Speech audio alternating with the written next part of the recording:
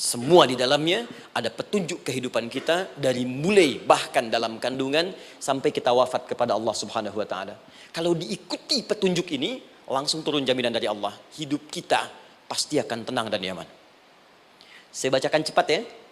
Tapi nggak usah ditulis, nanti kalau teman-teman agak terlambat mengikutinya, Anda buka kembali rekamannya, Anda boleh runtutkan kembali. Saya baca cepat saja, dan ini insya Allah Anda hanya akan temukan dalam Al-Quran. Nanti saya berikan rahasia di akhir sebelum kita akhiri. Yuk, 1. Anda silahkan bandingkan dengan buku manapun, referensi manapun, Anda hanya akan temukan dalam Al-Quran. Dari sejak sebelum lahir, bagi perempuan yang tengah mengandung, langsung Allah berikan tuntunan bagaimana agar kandungan itu berjalan dengan sehat, nyaman, dan mudah ke persalinan. Quran surah ke-7 ayat 189. Perkembangannya bisa diamati dan dicek kemudian, ya baik ke dokter atau yang lain. Nanti perkembangannya disebutkan di Quran surah ke-22 ayat ke-5.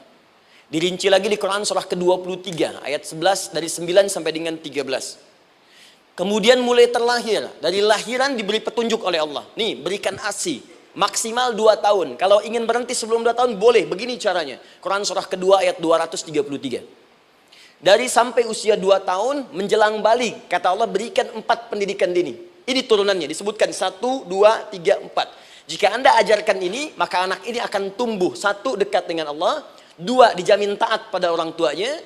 3, dia akan baik dengan lingkungannya. Dan 4, dia akan bertahan dalam kebaikan sampai dia dewasa. Quran surah ke-31 ayat 13 sampai dengan 19. Usia 7 tahun. Ya, mulai dia balik misalnya, dia akan mulai belajar.